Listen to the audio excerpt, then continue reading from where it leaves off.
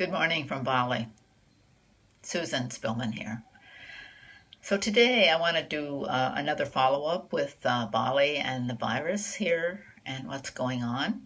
And I want to remind you first that the Facebook groups that have so much information about both the information about cases, travel, that kind of thing, and what's going on in terms of helping other Balinese are very, very worthwhile to look at if you want lots more information.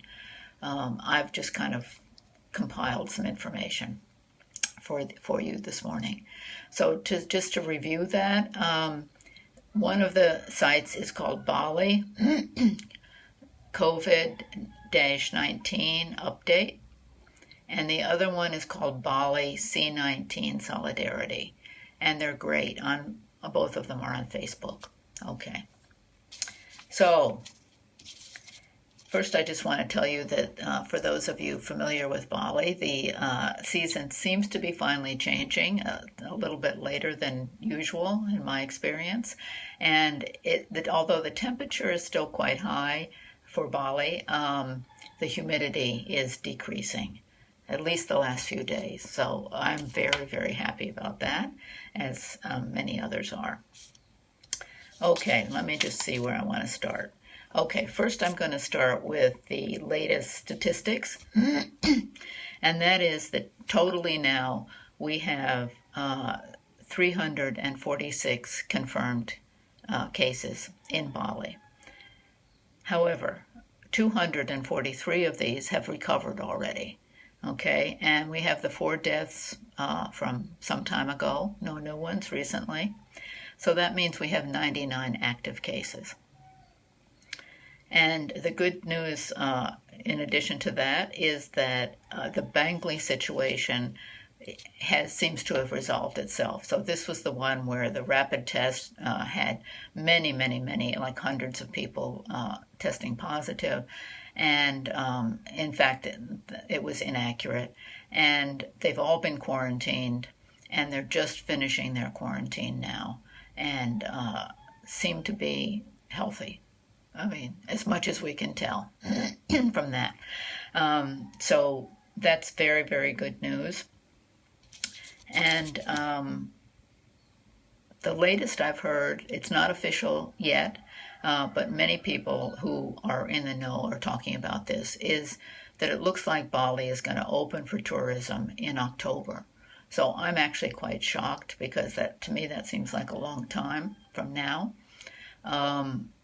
But I think what's happening is that Bali, the government, is wanting us to be really securely safe here.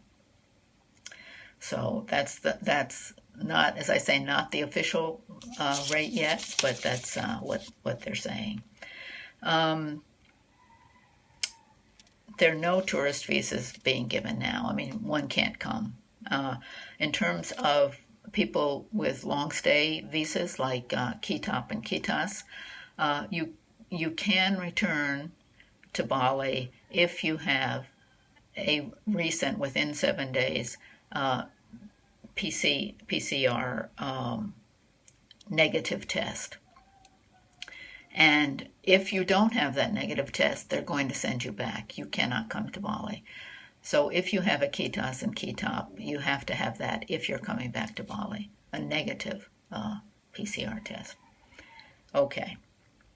There are limited flights available to the U.S., to Australia, to Europe, and these are primarily for people wanting to return to their home countries, not for tourism, not for anything other than returning to your home countries, or if you're a designated healthcare worker, that kind of thing. Okay.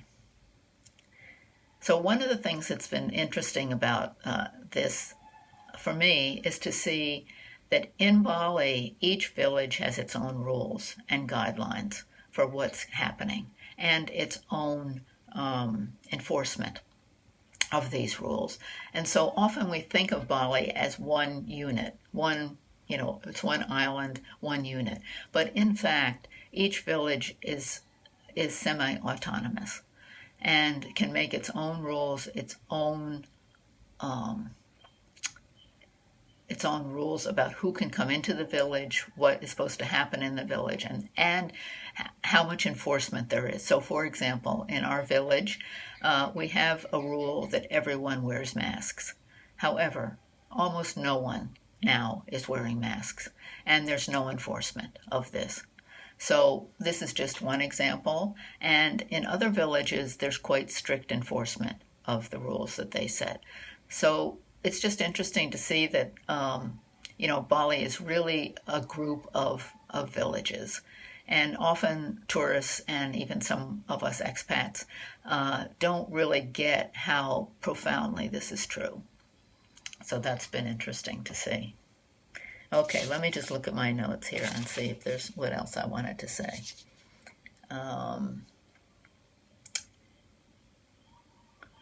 Okay. In terms of Ubud, things seem to be opening up a little bit. I mean, a few more shops, a few more cafes, that kind of thing. And so that is slowly happening. And people are more relaxed in general, is my experience of being both in Ubud and in the village here.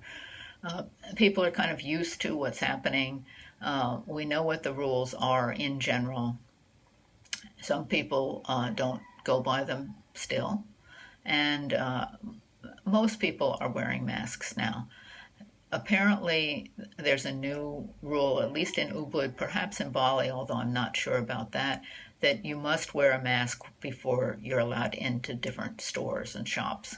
Again, I don't know if anyone's enforcing this or not. I haven't seen it myself. Okay. So in the village here, life is really quite normal, other than people aren't working, and so people are a little bit money stressed about their situation. But people are working in the fields, making gardens, growing things to sell in the local markets, that kind of thing. So they're looking at other alternatives of how to have an income, even if they can't go to Ubud, if they can't work anymore, their job is no longer available to them, that kind of thing. So that's happening, and I think that's about it. I did want to remind all of you, or those of you who don't know, actually, that I'm offering free sessions, kind of stress reduction sessions, for anyone who's interested in this. And if you'd like to do this, if you think this would be helpful, give me a buzz, here on Facebook or Messenger, that kind of thing. And I'd be happy to talk with you and see what would be useful for you. Okay, so that's the latest from here, and I hope you all are well where you are, and that things are moving along there. Okay, bye-bye.